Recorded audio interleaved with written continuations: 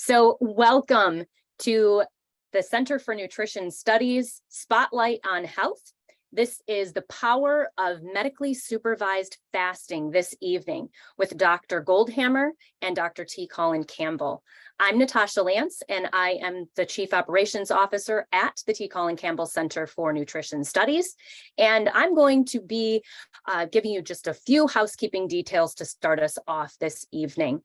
For those of you who may need closed captioning, you can go to the bottom of your screen. There is a box that says CC. Just click on that box, and then you will have the closed captions available to you in English. For those of you who would like to ask our panelists, our speakers this evening, any questions, please put your questions in the chat. We will be monitoring the chat and we'll be collecting those questions. And our plan is at the top of the next hour, we will be asking those questions for approximately 15 minutes.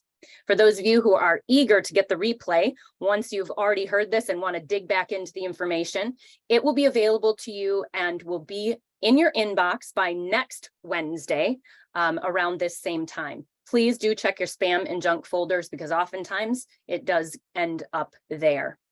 Without further ado, I would like to introduce our host this evening.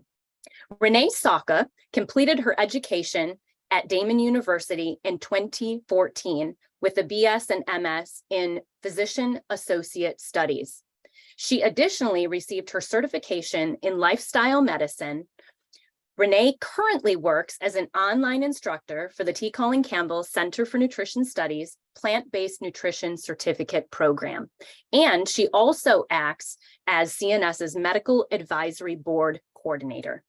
She practices as a certified physician associate, which is a PAC, in a family practice setting at Highgate Medical Group in Amherst, New York. Renee, I'm going to turn it over to you so you can introduce our speakers for the evening and get the interview underway. Thank you. Welcome everybody from all the places around the globe that you might be from. We're so excited to have you here. And I am thrilled to introduce our esteemed speakers today. So we have Dr. Colin Campbell, who completed his education at Cornell University with an MS and a PhD, and also at MIT with a research associate in nutrition, biochemistry, and toxicology. He is the Jacob Gold Schumann Professor Emeritus of Nutritional Biochemistry in the Division of Nutritional Sciences at Cornell. His research experience includes both laboratory experiments and large-scale human studies. He has received over 70 grant years of peer-reviewed research funding, mostly with the NIH, served on grant review panels of multiple funding agencies, actively participated in the development of national and international nutrition policy, and authored over 350 research papers, most published in peer-reviewed science journals. He is the author of several books, including The China Study, one of the most widely read and impactful books about nutrition and health in the 21st century.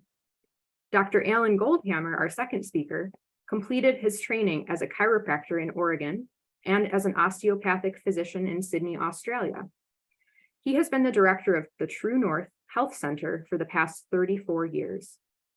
TrueNorth Health is a multidiscipline practice, including doctors of medicine, osteopathy, chiropractic, naturopathy, and psychology, and they treat patients with conditions ranging from high blood pressure and diabetes to autoimmune disorders and lymphoma in their 79-bed facility. They utilize a nutritional medicine approach, including the use of an exclusively whole plant diet that is free of added salt, oil, and sugar, an SOS-free diet.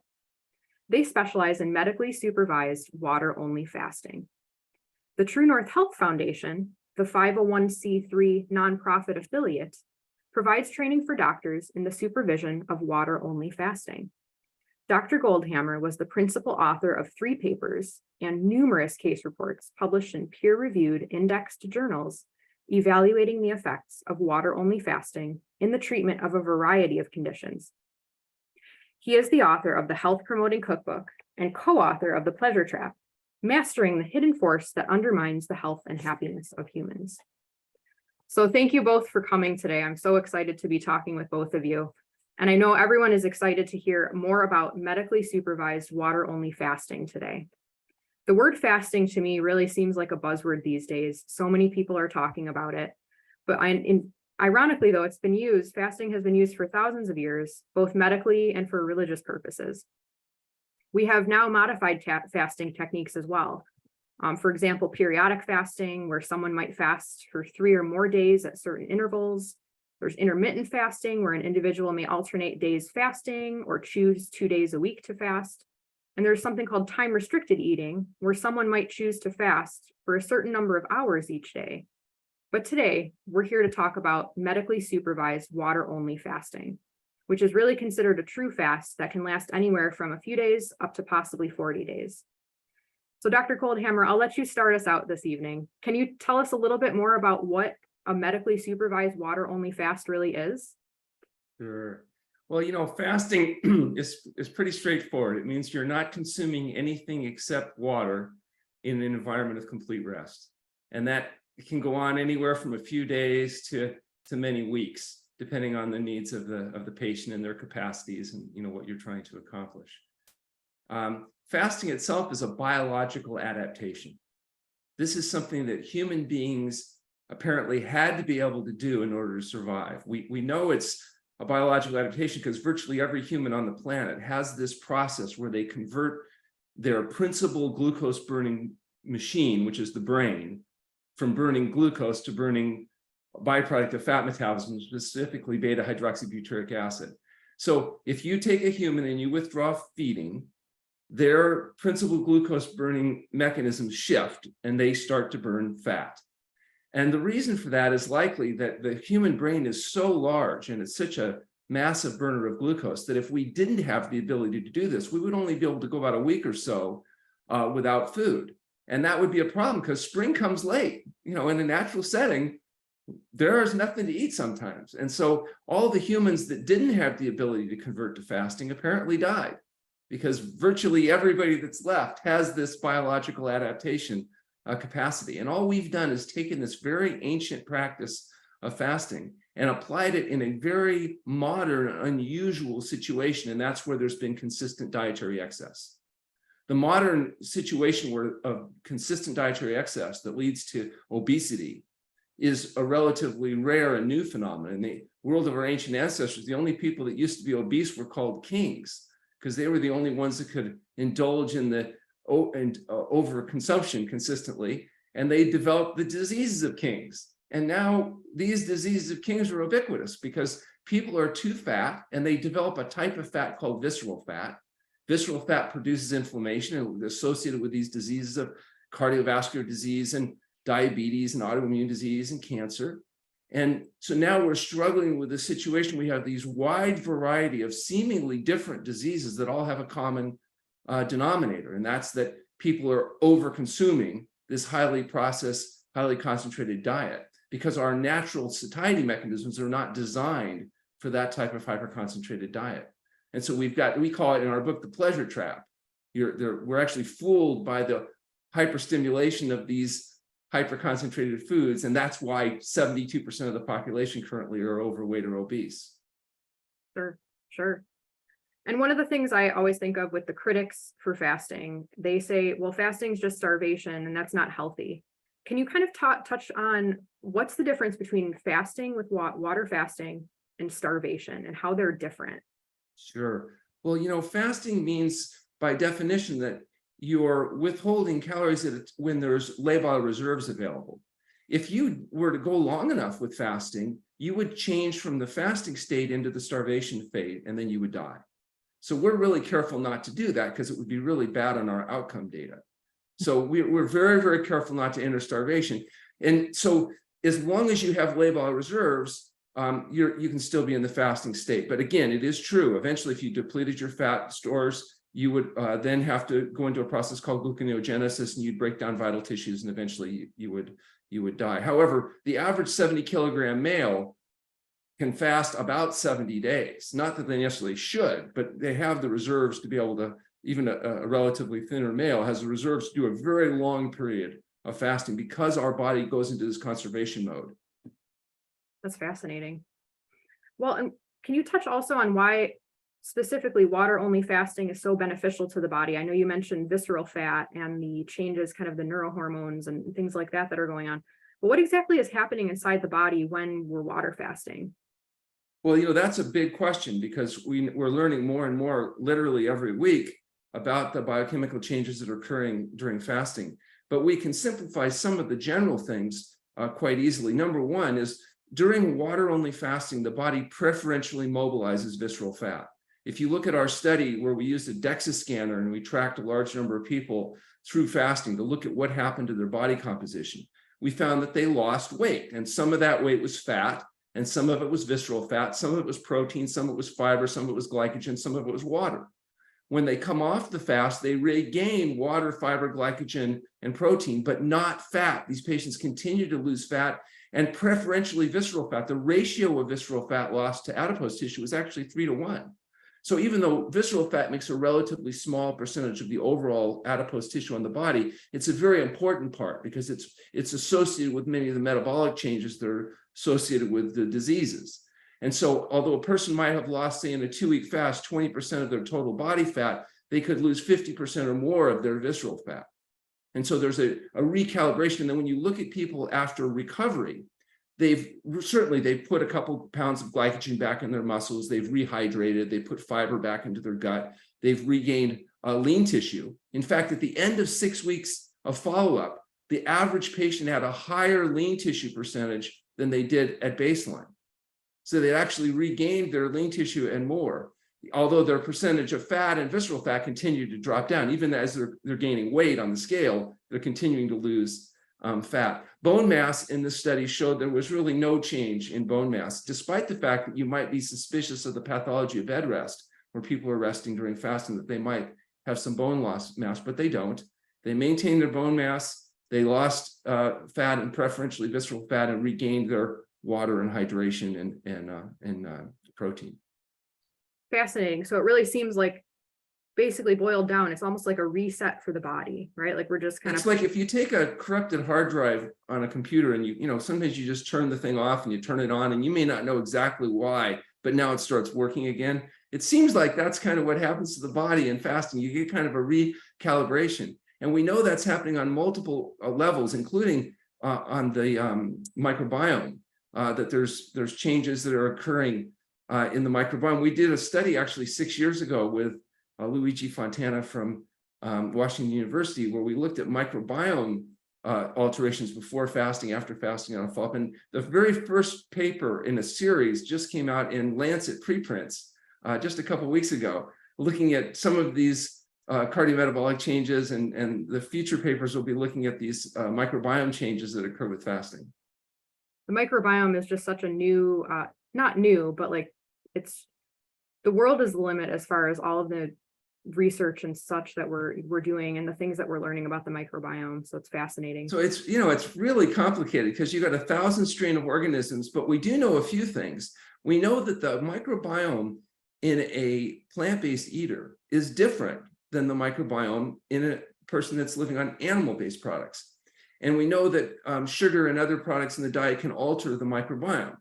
We also know that it's not just what organisms are there, and there's a lot of them. There's like 1 trillion or more in the gut, 5 pounds of organisms just in your intestinal tract. It's interesting to think about that. 5 pounds of creatures swimming around, eating, drinking, and defecating inside you. And what those organisms poo inside you is determined by what you feed them. What you shove in your mouth affects, essentially, is what you're feeding your microbiome.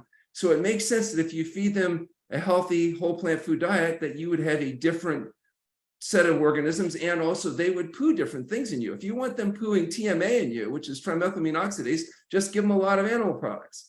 If you want to have them pooing, vitamin K in you and other things that you need, and a fertilizer instead of toxic waste, then perhaps you should be thinking about a plant-based diet. Absolutely. Can you speak on who would be typically your eligible patient or person that could do a water-only fast? Well, the persons that get the best and most obvious benefit from fasting are people that are suffering from consequences of dietary excess. Because fasting is essentially a way of giving the body a chance to mobilize and eliminate those products, not just toxic products, like exogenous toxic products, but endogenous normal intermediary products in metabolism are mobilized, eliminated. So obesity, particularly visceral fat, which we know we're concerned about, people that have cardiometabolic disease, high blood pressure, cardiovascular disease, type 2 diabetes, which is essentially an insulin resistance problem that comes from dietary excess, autoimmune diseases where the body's attacking itself, the rheumatoid arthritis, ulcerative colitis, ankylosing spondylitis, the lupus, the psoriasis, the eczema, the asthma, these conditions where there's a component where the body's immune system has become altered. And also some forms of cancer, the ones we've published the most on is lymphoma, which is really quite remarkable. The magnitude of changes that we're seeing in our lymphoma patients with fasting. That's amazing. And also too, I know there are some people that shouldn't fast, potentially should not do a water fast. Can you explain a few of those individuals that we wouldn't necessarily recommend this? Yeah, there are many people that maybe fasting wouldn't be appropriate for them at a given time. Particularly, you think about people that have, rather than conditions of dietary excess, but conditions of deficiency. So, a person that's suffering from a condition like anorexia nervosa, a person that has nutrient depletion issues, somebody that has metabolic problems that might alter their adaptation to fasting, like MCAD, medium chain acetylcoenzyme A dehydrogenase deficiency, or porphyria, or things that might be complicated by the attempt to adapt to the fasting state. These patients would not be good candidates for fasting. And there's relative contraindications, like you would normally try to avoid fasting for prolonged periods of time in pregnancy or with lactation. If you try to fast on a lactating patient, she's going to lose milk production. So there's many conditions that wouldn't be appropriate for fasting. And the conditions that seem to be indicated are the ones we talked about. Those conditions that are caused by dietary excess, they seem to be the ones that are most responsive.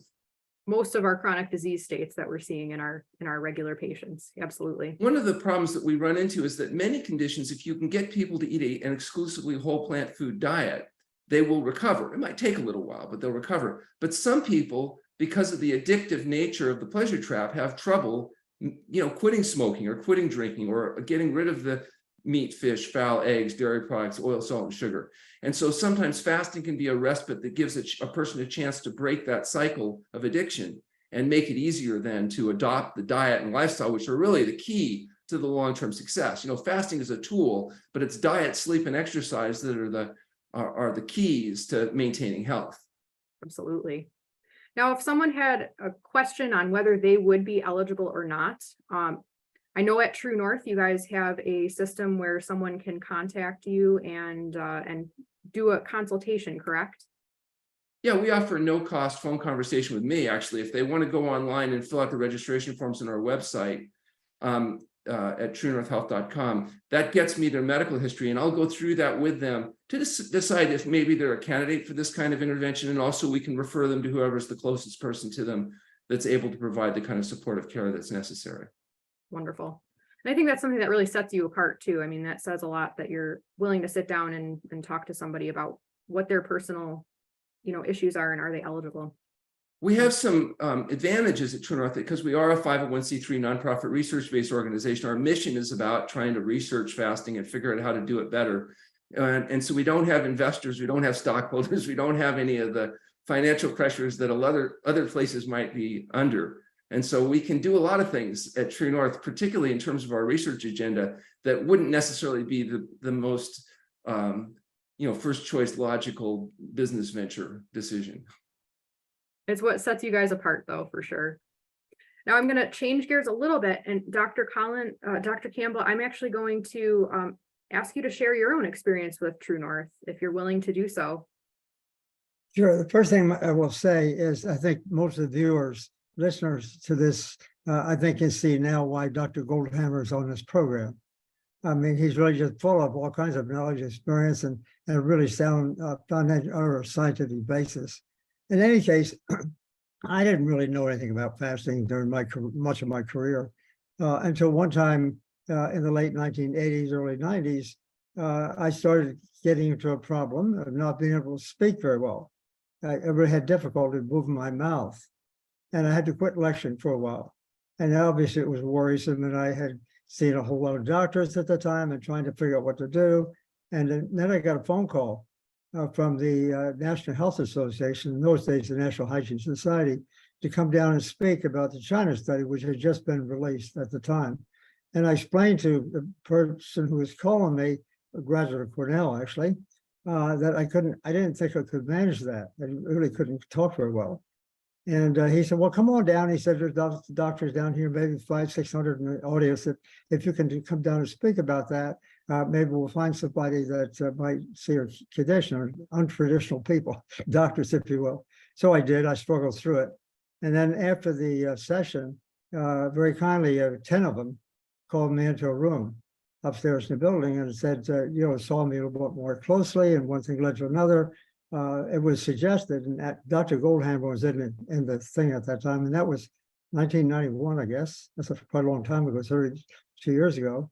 And it was explained to me that he could, with his new clinic, maybe do something about it. So obviously, I was interested in taking him up on that, and so I did.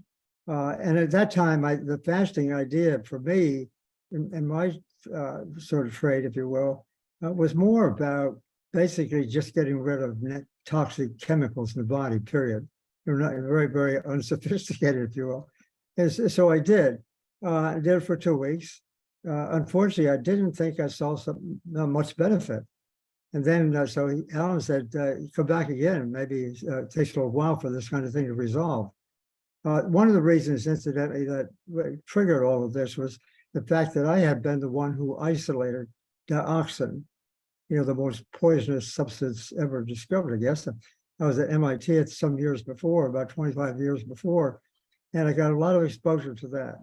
And I also learned from some research in France that dioxin is pretty problematic in the sense that it takes the sheath away from the nerves.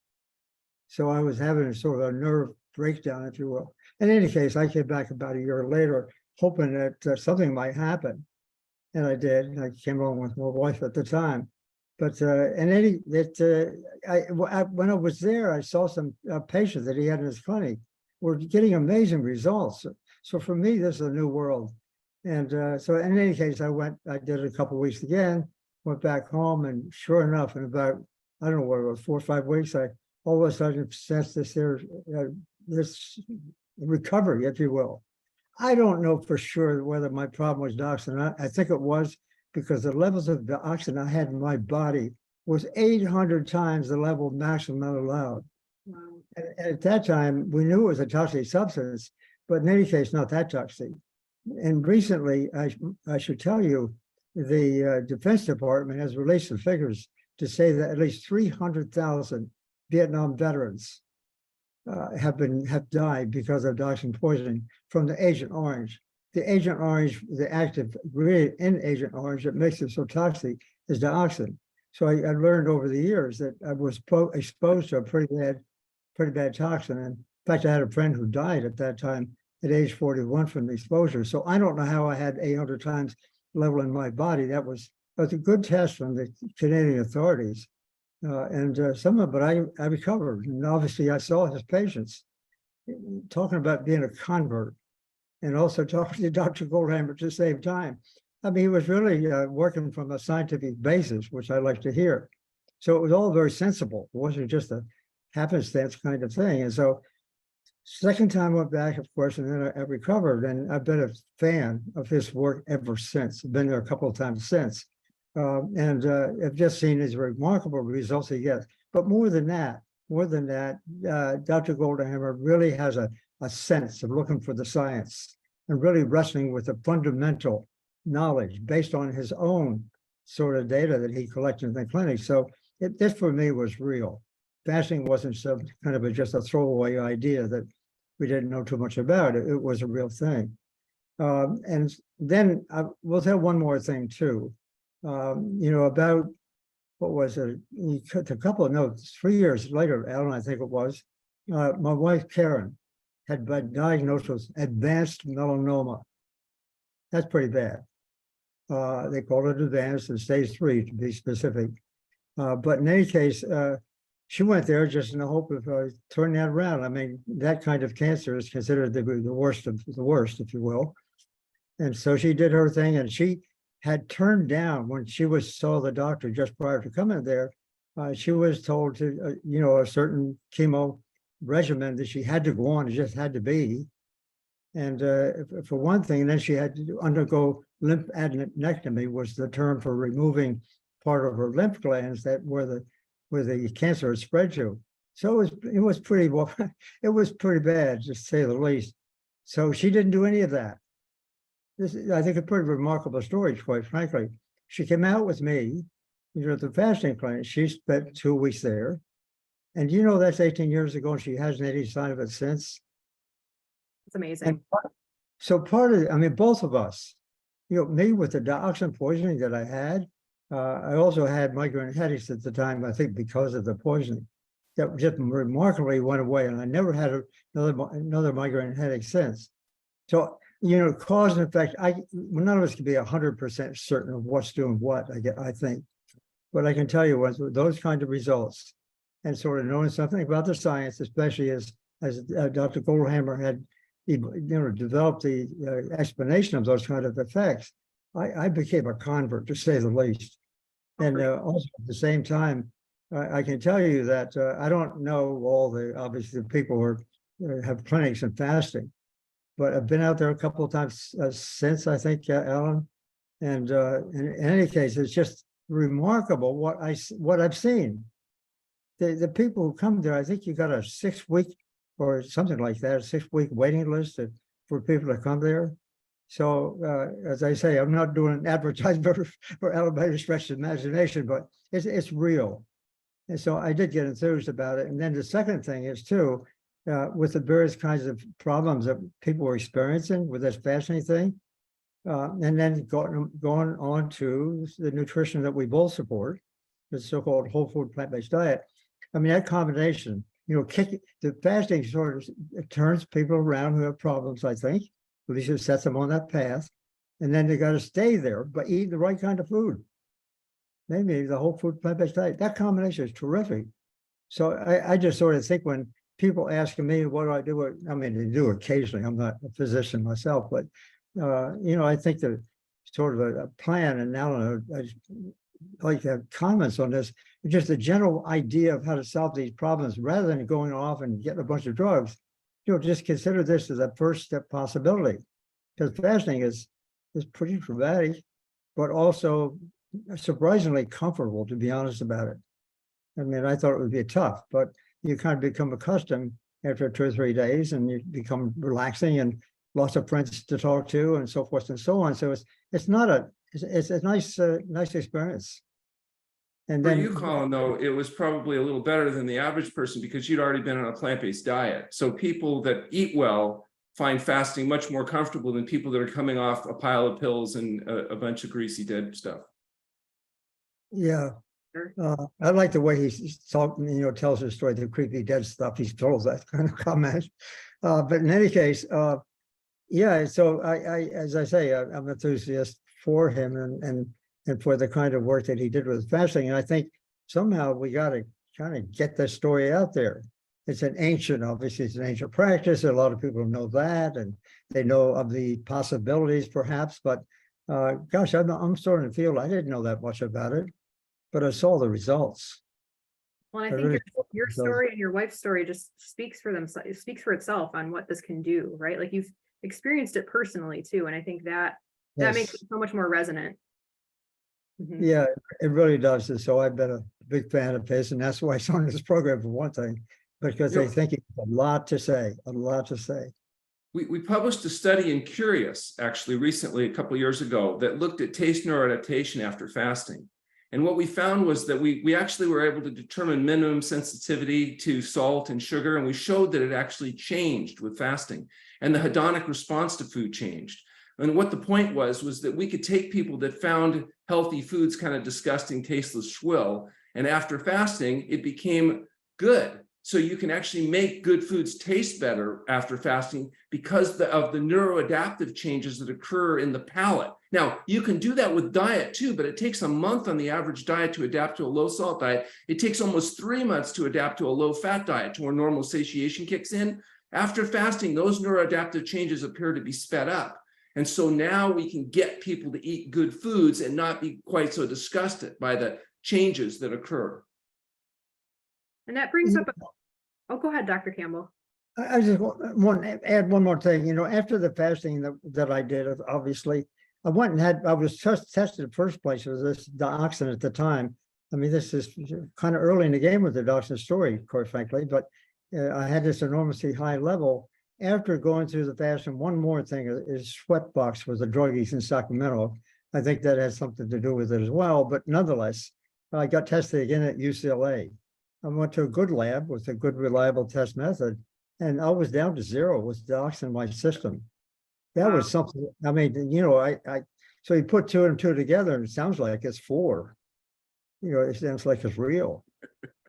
So I just, it's quite a story, I think, when I look back on it. And my wife, as I say today, what is it, 18 years since she was there? Wow. And she doesn't have any sign of the melanoma. Amazing. I think there's a really big story here about the whole phenomenon of fasting and what it can do. Well, and if you look at the paper you helped us publish, our first paper, medically supervised water-only fasting in the treatment of hypertension, we had 174 consecutive patients that were able to achieve blood pressure low enough to eliminate medication. 174 in a row is pretty good. Yeah, it's amazing. The one thing about that study, we didn't include that chart in the study. I want to mention here because I think it's kind of key. There was, as you say, 174 patients you had. When we were analyzing the data with my assistant at the time, what we did, we plotted the decrease, the absolute decrease in blood pressure. I think it was systolic at the time, but nonetheless, the absolute decrease as a function of the starting point. So, people starting anywhere from, let's say, 120 up to whatever it was, 180 or something like that. 220. Was it 220? Yeah. Yeah. It was quite a range. In any case, and the ones with the highest blood pressure, they had the biggest drop, obviously, not surprising there. But when we plotted that, the decrease, the differential, we plotted that against the starting point. It was amazing. And obviously, the ones at the highest levels had the most to drop, and with almost a straight regression line, linear, down, intercepted, essentially the x-axis at what we might call the perfect blood pressure. Right. I think, as I recall, it was like 96 to 90/60. I think your colleague Pito had projected that in papers from Cornell as well. Yeah, that's right. Yeah, I was with Richard at that time. Yeah, and we saw something. Yeah, it's exactly true. And what's interesting, Colin, is since then we've done papers with the Mayo Clinic on cardiometabolic changes in blood pressure, and the magnitude of the numbers is actually higher in our prospective studies than it was in those retrospective analyses. So the results that we're seeing now are actually better than the original retrospective analysis data that you and I worked with. I might add another little story to this, wrinkle to this, since you mentioned it about the blood pressure thing. Quite frankly, I had some difficulty. It went higher than I wanted it to be. And of course, we talked about that, and we tried a little bit of fasting at home and so forth. In any case, I go to my annual physical, and my physician at the time, he didn't quite know who it was, but in any case, he wanted to put me on amlodipine, and cut him out. And so I did that for about a week. So I gave up because I thought, well, I'll just try the fasting to do it that way. And so when I went back to him, he said, "You taking the amlodipine?" I said, "No." And he says, "Well, why not?" So I just told him, I looked into the argument for the recommendation for amlodipine. I don't want to discount, that kind of recommendation really. But in any case, we looked in the literature, and I didn't find any evidence that amlodipine had supporting evidence. There was one study, some 26, it was a meta-analysis we call it, and I think it was like 26 studies have been summarized. It's a very, whopping body of data, essentially, and that's how they make recommendations on amlodipine. When I looked at it carefully, all those studies, there wasn't evidence in there that it resulted in a decrease in stroke risk, which is the big ticket item. And so I went to him at the time when I went back to him, he said to me, "Still taking amlodipine?" I said, "No." He says, "Why not?" He says, right away, he found my comment strange and not believable. He said, "Let's go to the computer." So he went to the standard of the care face page in the computer, And I said, well, let's look at it together. My claim that, this doesn't associate necessarily with stroke risk. And we started reading down. I started to say to nice guy. I just said to him, do you see anything here? I can't quite see that. And he finally said to me, he says, well, this is what we're told to say. So Well, you get the sense of that. But Yeah. what we do know is that when people take amlodipine, there, and other blood pressure medications, there's significant side effects, including chronic cough, fatigue, impotence, and death, which is one of the reasons why they don't give you blood pressure medications unless your pressure is quite high, because the death rate from the drugs exceeds the theoretical save rate of a slight reduction in stroke risk. People don't know I don't think anybody's claiming it reduces cardiac risk. There is some claim that, with people with the highest level of blood pressure have a lower incidence of stroke. I don't know where that data necessarily is, but it's supposedly there somewhere. Well, essentially, let's face it, it's just kind of indicator, of a larger issue concerning the whole body. But it doesn't mean necessarily you just change up one thing. That's another whole story that we both talk about a lot. But, the idea of traditional medicine of just taking one thing at a time to try to solve a big problem. I mean, it's a little bit crazy. And there's only about 50% of people will not comply with their medication protocol because they don't like the side effects. They don't like the chronic cough, the fatigue, the impotence, and the things that happen. So for those people that don't want to be miserable taking their medications that don't work, an alternative would be to adopt a dangerous and radical type of intervention, like a whole plant food diet, regular exercise, and appropriate sleep. And if you're having trouble doing that, you might even consider adding fasting to the mix to make the whole process happen more efficiently. Right. And when we're talking about fasting too, so doing the water fast, resetting the system, and then if we just refeed with the same foods that we started with that got us into this problem, we're going to be back right where we were. So I know you touched on, the whole food plant-based SOS-free diet as the refeeding program. Can you describe what that's doing to the body after we're fasting and how it's really nurturing that health for the long term? Well, an exclusively whole plant food diet gets you the quantity and quality of the nutrients you need without the dietary excess that leads to the obesity, that leads to the visceral fat, that leads to the inflammation, that leads to the disease. And if you already have the obesity and visceral fat and disease, it allows for it progressively to unwind. And if you're a male, you can expect about 3 pounds a week weight loss, a female about 2 pounds a week weight loss. And so that'll happen. And if you're patient enough and go long enough, most of these conditions will reverse themselves. If you do it with fasting, it happens a little quicker. The taste adapt, it gets a little better. It improves your ability to get adherence. It's hard to go to a person and say, look, I want you to eat this diet of plants. And you're not going to like it at first because you're an addict and, it's going to taste like disgusting, tasteless swill. And then, but if you're patient, over a month or two, you'll get to the point where you like it. Well, people won't do that for a meal, let alone for 2 months. But if you lock them up and fast them, and now the good food tastes good, you can get better results. And I mean, that's essentially what we do. If you can't do it with diet alone, we create an environment to help that process happen. It's the same thing with alcohol. Look, you got a bunch of alcoholics, tell them, quit drinking. If they quit drinking, they win. But it's hard to quit drinking. And if you go up to an alcoholic and say, oh, you know how your life sucks? It's because you're a drunk. They don't go, oh, it's the alcohol? I had no idea. Oh, thank you so much. I won't drink anymore. They don't react like that. They tell you to mind your own effing business. So the point is, it's not logical to go up to a person that's obese and suffering from arthritis and hypertension, diabetes, cancer, and say, oh, it's your diet.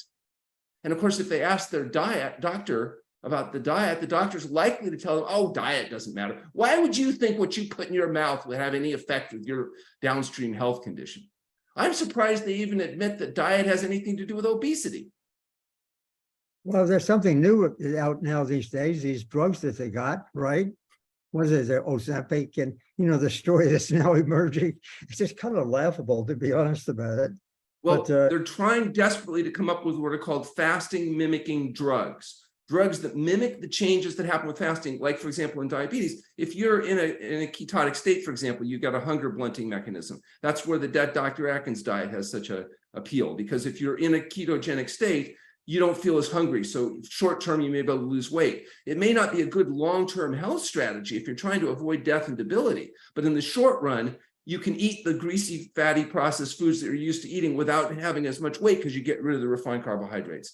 So some of the things that are good for short-term gain aren't necessarily good for long-term health. Absolutely. Right, exactly. That's a really important point, Alan. I totally agree with you on that. We're fooled oftentimes by the short testing periods that are usually used, for adverse effects, if you will. And One of the big criticisms that we get is that one, fasting is too difficult. And that's wrong, but that's a legitimate criticism of people. And then they say, well, yeah, okay, fasting's okay, but the diet's too difficult. And that they can't sustain the dietary pattern over the long run. But one of the things that we just did that I'm really excited about is that we did a study with our colleagues at the Mayo Clinic looking at cardiometabolic changes in fasting. And we showed that not only did blood pressure come down and weight come down and visceral fat come down, but at 6 weeks, when we flew people back to the clinic and retested them with all of the diagnostics, we found that they were able to sustain those results, that they were off their drugs. 28 out of the 29 people were completely off medication. One of them was on half the dose of medications to control their blood pressure. But then we did something really interesting. We ended the study and we published that paper. But then we followed those people at 1 year. They were not given any ongoing support. They weren't being supported or encouraged or anything. And we tracked them down and found out what was their weight, what was their blood pressure, and what was their drug pharmaceutical use. And we had predicted what percentage of these people that were now free living would maintain their weight loss and maintain their drug-free state and maintain their normal blood pressure. And Dr. Lyle, our clinical psychologist, suggested that the literature says about 5% of people can sustain long-term changes. So he predicted 5%. I thought that our patients were special, that a third of them would be successful long-term. And it turned out close to 75% of those patients had maintained their weight loss, their blood pressure, normal blood pressure and drug-free state, 75% over a year. So I was wrong because it was much better than I predicted, but Dr. Lyle was more wrong, which means I win. Yeah, I know you play basketball with him all the time and either whip him or But whips it you. shows that at least highly motivated, self-selected people are capable of maintaining a whole plant food diet over a long period of time. And the degree of success was enough to be able to maintain their weight loss and their drug-free state and normal blood pressure state. So to me, that's very exciting data because I'm not really aware of much long-term follow-up data that supports long-term adherence. Yeah, that brings me to want to make another comment on that, by the way. We know about when people have difficulties and they go on a 10-day trial, for example, so-called jumpstart, if you will, and maybe 10% whole food plant-based diet, they see some benefits, they feel good, but still only about 10% of it will actually change. Pretty low number. Well, I've got some friends in Italy we've been working together with for some years. I think they found or indicated what the solution might be, in addition to what you just said now. Namely, they did this. They took a bunch of people with difficulty, I think diabetes, maybe some heart problems, whatever, put them on a whole food plant-based diet for 9 days in this case. And they asked them at that point in time, would you like to continue for another 15 days? They're feeling good and say, okay, yeah, sure. So they go another 15 days. They did that 4 times, believe it or not. By the 4th time, as they kept doing that and doing this, by that time, 100% completely switched, which I interpret as being, I'm sure you do too, it's really our body is resetting our need for hunger, if you will, or pleasure, what you call it, pleasure trap. But it's possible for people to really change over to a whole food plant-based diet based on those data that I just mentioned to you, just allowing our taste preferences, to change. And that's, I think, one of the benefits of fasting is you can make that process of neuroadaptation happen more quickly. Also, being in an inpatient setting, we call it education. It's really brainwashing. I mean, you really inculcate people with a large amount of information to where it really makes sense to them. That's the problem with this approach, is you have to overcome a whole society that's designed to give people what they want, not what they need. They give them how to indulge in short-term pleasure-seeking, self-indulgent behavior and pretend that even if they get symptoms, well, they'll just give them drugs to deal with the symptoms. And rather than fundamentally saying, what do I need to do to build health? And unfortunately, most people want the short-term, quick fix answer. They don't want to hear, oh, I got to eat good, I got to shop and shop, I got to have to, do some exercise. And, because honestly, they're so exhausted from being sick for so long that the idea of having to expend energy is kind of overwhelming. I think after you get people rested and fasted, sometimes they have a little more energy and they're willing to take on the burden of trying to live in a society that's not supportive of them living healthfully. Right. Absolutely.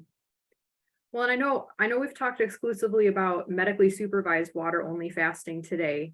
But I know some of our audience members are probably wondering, is there a safe way or a safe point to be able to do something like this at home with a water fast? Can you speak a little bit on that? I think everybody should fast at home every day for between 12 and 16 hours. I think everybody should try to avoid eating 3 to 4 hours before they go to sleep at night. And that way they have a period of 12 to 16 hours of fasting. And even that little bit of fasting is thought cumulatively day after week after month to have potential benefit. Not to mention which, if you don't eat right before you go to sleep, the food you eat has a chance to be burned instead of, converted into fat, et cetera. So the idea is, I would say 16 hours, up to 16 hours of fasting every day, 8-hour feeding window. And then occasionally, when it's appropriate, a longer period of fasting may be appropriate. But that, whether it's done at home or it's done in a facility, there's some parameters that always need to be done. That means, number one, the person needs an appropriate candidate, and you do that with history exam and laboratory testing. 2, they need to rest when they fast. A mistake that people make when they're fasting is they're too active, so they're vulnerable to dehydration.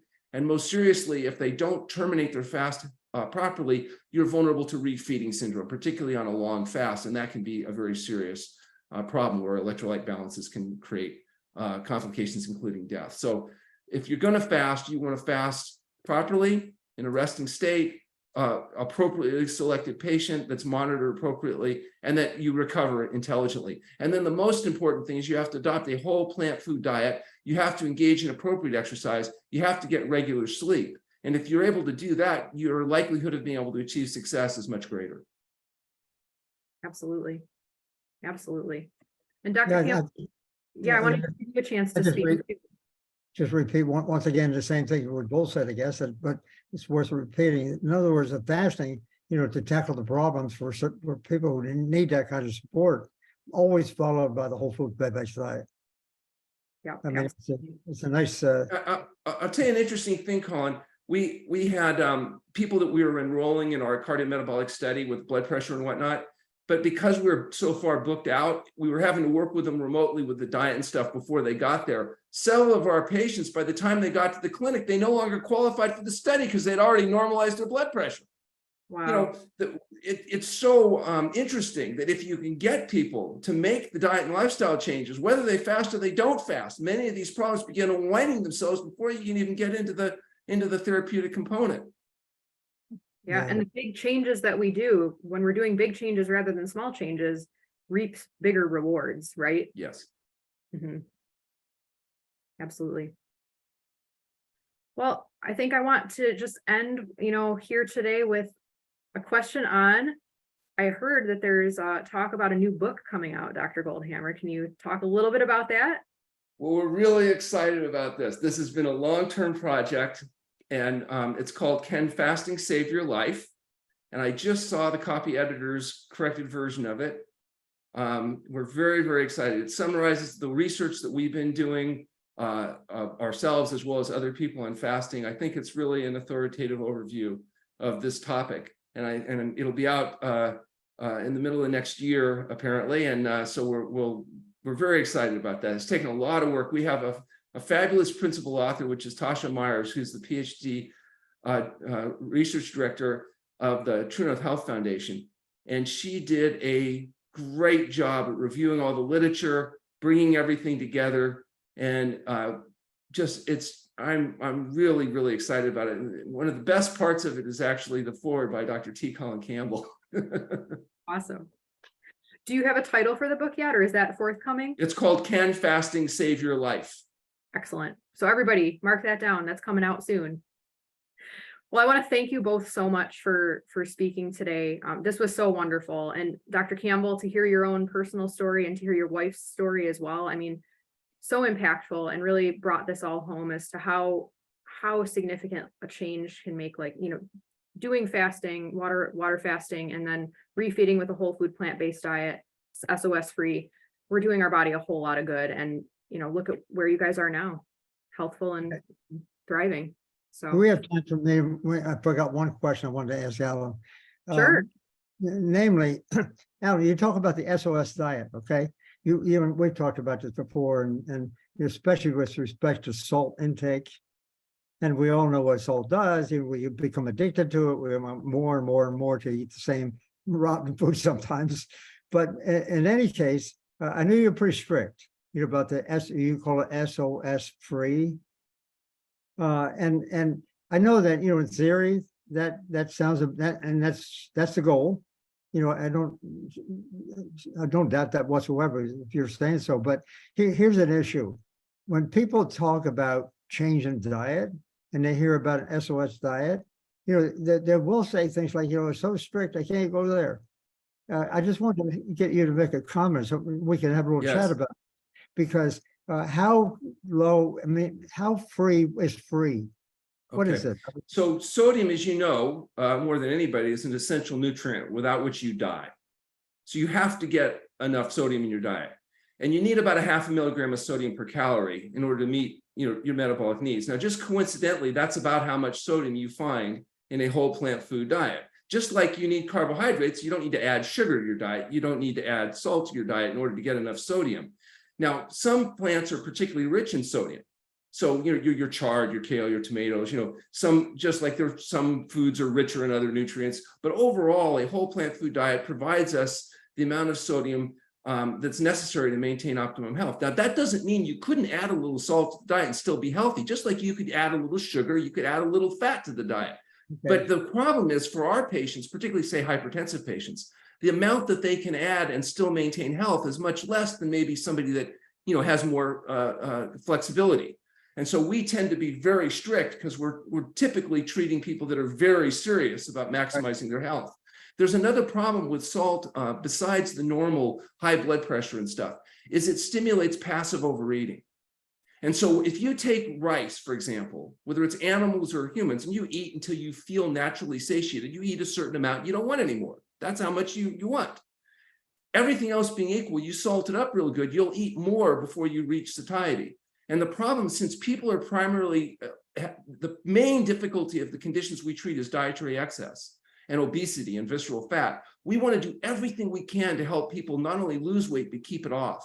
And by going to a lower sodium diet, it makes it easier for people to feel satisfied without overeating. So again, some people, it's just like some people can have a drink, but not become a drunk. But if you're a drunk, it's not you. And so some people, maybe they can have a little more flexibility. But if you're overweight or you're dealing with high blood pressure, it may not be you. You may need a stricter approach. And the problem is you don't really know in foresight. It's more in hindsight that you get to tell them maybe I was having a little too much. So for those people that are struggling with weight, but they're already on a plant-based diet, I would suggest try being a little stricter about reducing the sodium intake and see if that doesn't help you lose that last 5 or 10 pounds, normalize the blood pressure, and make enough additional improvement to make it worthwhile to you, and you will neuroadapt over time. Now, in the beginning, it is hard, Colin. I know Dr. McDougall makes the argument that we need the people to adopt a plant-based diet to save the planet.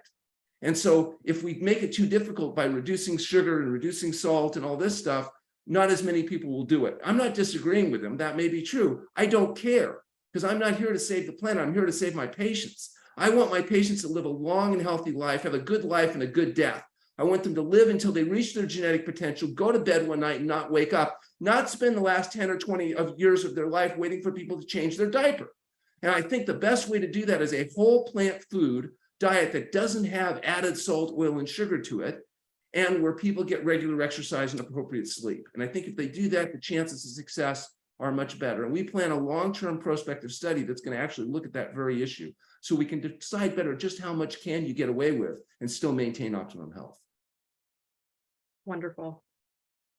It's a great explanation on the difference there. Well, thank you both so much. I'm going to turn this back to Natasha just for a short Q&A session if Natasha can take it from here. Absolutely. And just so you both know, it was very active in the chat. People have a lot of questions. And so I tried to condense some of those down so that we can answer as many as possible. One of them is water fasting safe, not only for those who are over 65, but does it worsen cognitive decline? Well, we're very happy to have published the first fasting safety study, which looks at long-term fasting, and not only in younger people under 65, but also people over 65. And what we found was that there was no substantial difference in the intensity of adverse events in patients because they were 65 or 75 or 25. And so it's based on that study. I think human subject committees will approve fasting in a wider range of patients because it's the first one that really looked at that issue. And although there's tremendous numbers of adverse events that occur in fasting, most of them are mild and expected: low back pain, headache, nausea, skin rashes, all the detox symptoms that go along with fasting. There's very few serious medically significant events. There's no death in our studies. There was only one category 4 event, and that was a hyponatremic event, easily solved just by terminating the fast. And of the category 3 events, what are called medically significant, almost all of them were hypertensive crises. And the way it works in adverse event studies is that any time a person has a blood pressure of 160 or above, systolic blood pressure, that's considered an adverse event. Well, 95% of our patients were hypertensive patients, oftentimes coming off medications. There was a temporary increase in blood pressure. Most of the time, it doesn't last more than a day. And none of the times does it turn out to be clinically significant. So the fact is, the conclusion of this safety study was that fasting can be done safely and effectively if it's done medically supervised, if the patients are appropriately screened and monitored. And so based on that, not only are we able to do our studies, but other institutions interested in doing fasting using that protocol that we've established are able to get approval to do long-term water-only fasting. Thank you, Dr. Goldhamer. That definitely addresses the issue. So you speak of diet-related diseases and water fasting helping to address those. Is water fasting also beneficial for people with autoimmune diseases? So a large percentage of our population are people who have autoimmune diseases. Autoimmune diseases, as you know, are diseases where the body's immune system becomes confused and begins to attack its own tissues. Whether it's rheumatoid arthritis attacking the joints, or ulcerative colitis attacking the colon, whether it's systemic lupus erythematosus and its impact on the kidneys, or vasculitis, or asthma, or eczema, or psoriasis. One of the things all of these conditions have in common, I believe, is they're often associated with a type of gut leakage, where the intestinal mucosa becomes inflamed, materials leak through that shouldn't be there, the immune system reacts, and in genetically vulnerable people, the immune system, for reasons still that aren't maybe completely clear, begins to attack its own tissues. The medical approach is suppress the immune system with very powerful drugs like steroids and cancer medications. The problem is, although at first that's like a dream because the pain goes away, it becomes a nightmare because it turns out you need your immune system. And when you shut the immune system off with powerful medications, the downstream long-term consequences can be devastating. Our approach is a little different. Number one, get rid of the dietary antagonists that tend to promote inflammation, the oxidative damage. So the meat, fish, fowl, eggs, dairy products, the oil, the highly processed foods. Use fasting to allow the gut to heal itself. And we've got good objective evidence that all of the objective markers of inflammation go down during fasting, whether it's the CRP or the IL-6 or the TNF alpha, whatever you want to measure that's an indicator of inflammation, inflammation goes down during fasting. And then when we go back on an exclusively whole plant food SOS-free diet, we can often manage these conditions long-term successfully. Now, the problem is you can't go back to the diet, the alcohol, the cigarettes, the things that cause the problem. You have to maintain a healthy diet. But if you do, if you're willing to do that, we have patients now that are literally decades in of managing their conditions and being able to do so successfully. So you're not curing it, you're managing it, but you're managing it by controlling what you put in your mouth. Excellent. Thank you so much. And piggybacking on that, taking it kind of one step further, what about those who are suffering from neurological diseases that are not caused by lifestyle choices? Can water-only fasting assist these folks? It depends on the disease you're talking about. Many of the neurological problems are very difficult. They're not like what you call low-hanging fruit. But what's interesting recently is we're seeing a new rash of people that either had previously quiescent autoimmune disease or were relatively asymptomatic, but have had untoward reactions to viral infections or vaccines for viral infections. And those people are coming in now with dramatic neurological symptoms that often seem to be responding to fasting. So we still obviously have a significant amount of research to do, but we've got some case reports now where we're able to do some long COVID where, you know, before and after with objective research markers and changes. And so it seems like particularly those that get autoimmune type reactions, some of those may be responsive to fasting, but again, it's pretty premature, and it's not that easy to even publish that data right now. So, you know, we'll see what'll happen as time goes on. Understandable. So there have been quite a few questions from people about juice fasting, and you know, is that okay to do? And can you talk a little bit about juice fasting, kind of the differences and what people should know? Juice fasting is feeding, but on a restricted diet. So it's a calorie restricted diet. So it's much simpler in the sense that it doesn't require the aggressive modification of medications. Like, for example, with water fasting, almost all medications have to be withdrawn before water fasting. Water fasting can greatly potentiate the effect of medications. It can be a real problem. So you have to be able to successfully wean people off of medication safely beforehand. Juice fasting wouldn't require the same level of restriction because you're on 600 or 800 or 1200 calories. You're in normal physiology. You're getting enough glucose to meet your glucose needs. So you minimize gluconeogenesis. You still may require resting. You still need to get medical consults in terms of medication complications on a low calorie diet, but it's a much simpler thing. If somebody's going to be doing something at home, sometimes that's a much easier process. And the advantage to juice fasting is because people are addicted to the pleasure trap. They don't like the taste of whole foods, but they like the sweetness that comes from tearing the cells apart and releasing the sugar. So they'll drink the juice, even if they wouldn't eat the vegetables. And so they're not eating the greasy, fatty, slimy, dead, decaying flesh processed foods. And if you do that for a while, even a short while, it's amazing how quickly the body starts healing itself. And so juice fasting, you can get a higher level of adherence. It's something that is convenient and can be done safely and effectively, at least for people that don't have, you know, complex medical management issues to deal with. And so I don't have any problem with it, but it's not water fasting. You don't induce the metabolic changes that you associate with water fasting. So I wouldn't necessarily expect to see the same tumor breakdown or other processes that we see with water fasting, but you can still get tremendous benefit. And because it's an intermediary process, it's one that, you know, might be the best option for somebody where water fasting wouldn't be appropriate. Oh, okay. That makes a lot of sense. The other thing you can do, though, is you can take 600 calories of salad and fruit. So 2 large salads a day, which is about 100 calories a pound, and a pound of fruit. That's 500-600 calories. Eat those 3 pounds or 4 pounds of food a day. It's still only about 600 calories. You're still going to lose weight. You're going to detox. You get the fiber. You maintain your bowel movements. And it also teaches you how to eat large volumes of low density food. And so you'll get much of the same benefits if you can get adherence with it. Sure. Yes, adherence. I've heard you say that many times this evening. That's the key, making sure that people are actually adopting this, not only as a diet, but a lifestyle, so it sticks. That behavior change is absolutely critical. And we've been working with Michaela on adherence questionnaires and validated questionnaires to really get a better picture of exactly what people are actually doing. And so there's going to be a lot of breakthroughs, I think, as we get a better opportunity to measure and monitor. And then also there's a lot of companies out there now that are beginning to offer whole plant food, SOS-free foods.